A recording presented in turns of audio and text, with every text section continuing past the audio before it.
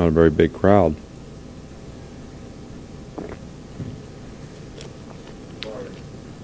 What's that? Quality, yeah. I agree. Well, we're all looking forward to Saturday's game against a much improved, Chattanooga team. I think anytime you improve 5 wins in one season, obviously the players have responded, played hard. They've come back in a couple games that they were behind in, including their last game, and I think that always speaks well of competitive character of a team.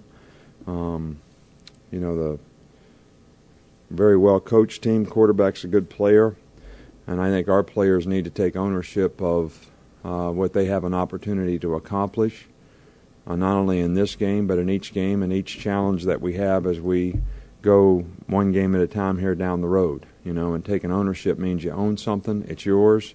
So you're responsible for it, and you do what you need to do. When I was a kid, I used to leave my clothes on the floor. My mama used to pick them up, and I didn't really take ownership for them. But when I went away to college, there was nobody to pick them up. So if I wanted to look nice and neat and ever be able to, look like a decent person, I had to take care of myself. That's what you talk about, taking ownership for it. And I think everybody in our organization, coaches, players, everybody that has a role in what we do, needs to take ownership for what we have an opportunity to do, and it starts with this game, how we improve, how we practice every day, and what we do. So it's also a special day, Saturday. I talked about this on Monday for the seniors that have represented and sort of going through the transition of the program here and help us build, by their buy-in, a real foundation for principles and values that are important to having a successful program, and we certainly appreciate that and want to honor these guys every way we can. And I think the underclassmen want to play well for them, as well as I'm sure they'd like to play well in their last game in Bryant-Denny Stadium. So we don't have any real injuries to talk about. Eric Anders has practiced and doesn't have a problem. Peke's doing everything that everybody has done, so everything is going fine. Coach, you mentioned it being senior day and some of the seniors that have helped you lay the foundation for this program and to be where you are today. I know you don't have time to mention every one of them, but is there maybe 1, 2, 3 guys out there that you really think exemplifies what you've been teaching them, what you've been trying to teach them? Well, I think everyone does to some degree. I think each one of them does. I mean, I went through a whole litany of lists the last time I was up here of guys and what they've contributed and what they've accomplished, and I said, I'm sure there's somebody that I'm not talking about. And then before I got out the door, I didn't talk about Corey Reamer. I didn't mention Corey Reamer, who is, a guy that has improved enormously, changed positions, plays inside back or plays outside back or was a defensive back, is probably the most biggest contributor of anybody on the team on special teams in terms of his role. He's a good leader. He affects other people. It's really important to him, and he puts his heart and soul in it, and I think does everything I said before in terms of taking ownership for what he's supposed to do. But just about everyone out there I could say something about, and some of the guys you don't even know very well, who have not played much, who have not been guys that go out and get their name in the paper or their picture in the paper or whatever as starters or star players, and some of them don't even get to dress all the time, that do a day's work every day in practice and helping the other guys get prepared and are satisfied with that role and that contribution that they make to the team. And I have just as much compassion and adulation for what those guys contribute to the program as the guys that are the star players and have started in a bunch of games and all that kind of stuff. So I think every one of them in their own way has been responsible for their role, and it has contributed in a very positive way to any success that we've had. Coach, you mentioned Coleman, the quarterback for Chattanooga. He's thrown for more than 2,000 yards this year. How much of what they like to do offensively is based around what he can do?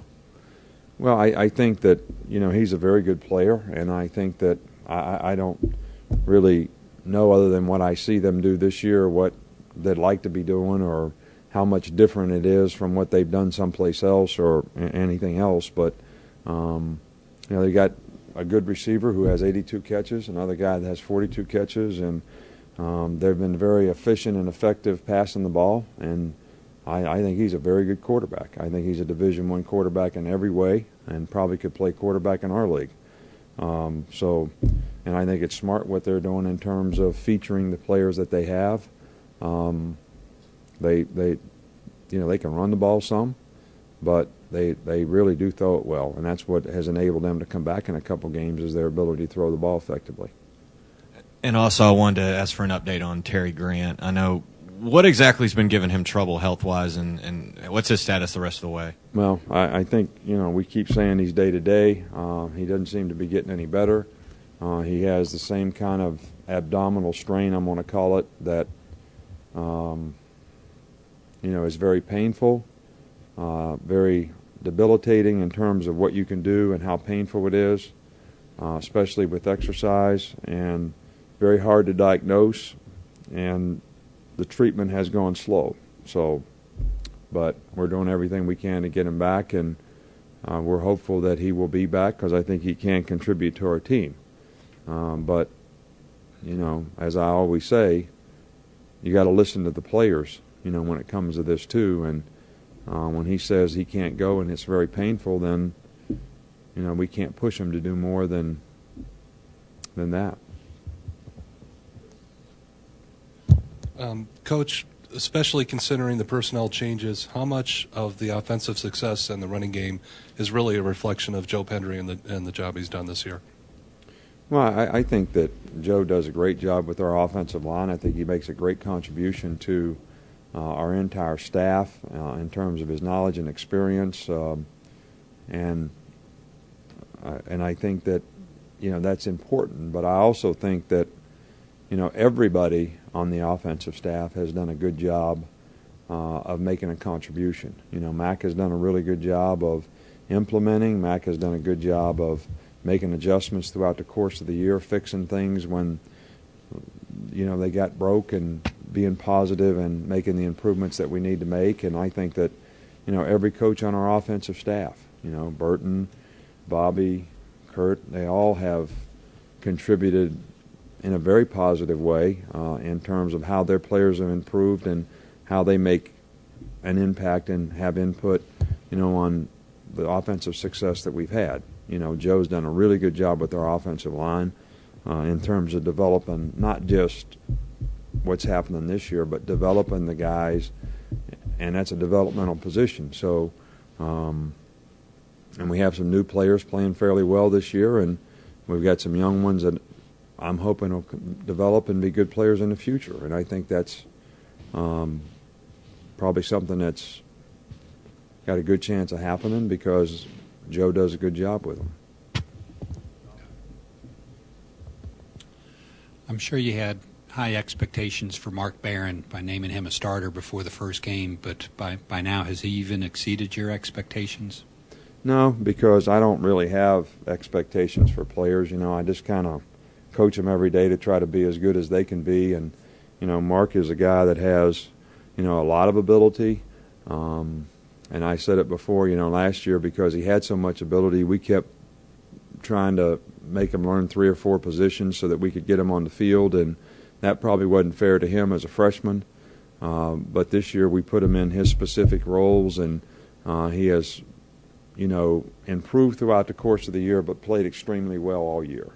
And I think he has knowledge, experience now, and I also think he has a lot more confidence in understanding what he's supposed to do, how he's supposed to do it, why it's important to do it that way. And I think that helps players play faster and certainly helps them make plays, and Mark has made a lot of plays for us this year.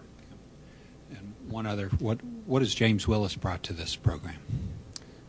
James is a very good linebacker coach. He's a very good person. I think he has a very strong, I don't know what the right word is, moral, ethical value system that affects people in the right way, and especially has a positive impact on our players and the players that he deals with and the players that he coaches. He's very knowledgeable, knows our system, and has made very good input throughout the course of the year in terms of his experience and what he's done. He's done a positive job for us in recruiting. He's very well liked in the state by a lot of coaches who have had dealings with him because of the kind of person he is and the way he treats other people. So relationships are important, and he's got a lot of good ones, and he's been a tremendous asset in every way for us. Coach, I wanted to check with you on some of the freshmen that we really haven't talked about since fall camp, like Stinson and Fluker and the redshirt guys. Have any of them stood out for their progress over the season?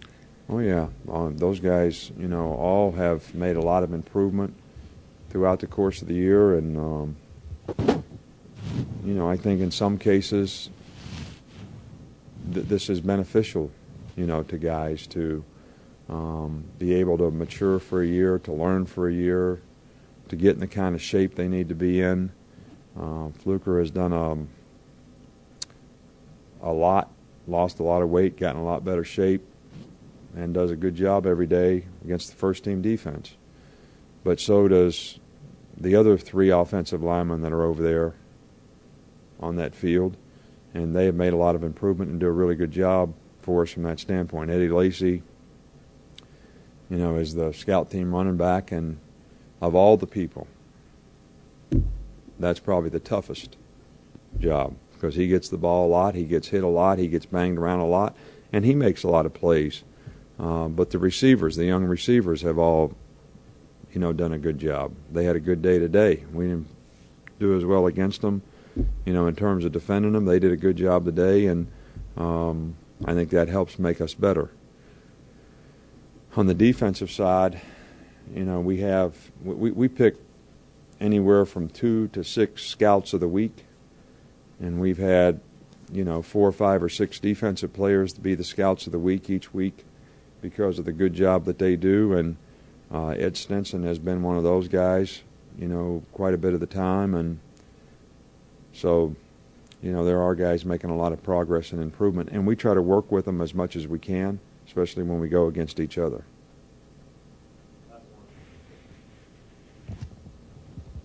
Coach, this may be just second nature to you. You've done it so long, but can you tell us what factors go into the instructions you give to the captains before the coin toss about what to do if you win, if you don't win, so forth? Well, every game is a little bit different, but, the first thing is weather conditions for me. Weather conditions being mostly the wind. I don't really think that field conditions or, unless it's horrible, raining so bad you can't even, handle the ball, that's an advantage or a disadvantage. I think sometimes it's just as hard to play defense on a bad field, pass defense especially, than it is to play offense. At least you know where you're going on offense. But the wind, to me, can have a tremendous impact on the game. And there's a certain way you need to manage the coin toss if you want to have the wind in the fourth quarter, if that's what you think is important. Some coaches would rather always start with the wind in the first quarter and try to get the other team in the hole by using, that approach. I used to be that way until we lost the championship when I was the head coach at Toledo because we didn't have the wind in the fourth quarter. We couldn't make a 25-yard field goal if we'd had the best kicker in the history of ball. I mean, it just got about to the goalpost and just died and went straight down, and we lost 15-13. So since then, we won a couple games because we've had to win in the fourth quarter. So, it can go either way. It was windy when we played Florida State down there in Jacksonville, and, they took the win in the first quarter, and they had us in the hole, and we were inside the 10-yard line almost the whole first quarter of the game and couldn't get it out. They had a good defense, but we couldn't throw it into the wind either. So that's one factor. The second factor is probably, sometimes how you feel about your team matches up with the other team relative to your offense versus their defense, or your defense versus their offense, or how you would like to start the second half relative to those matchups. All those things are factors that go through, and I basically tell them all the things that can happen, which is A, we win the toss, we're deferring or taking the ball.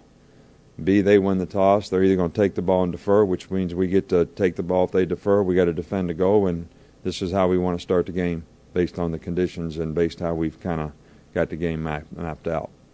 But all this stuff gets discussed before we ever get there, in terms of how we're going to manage it.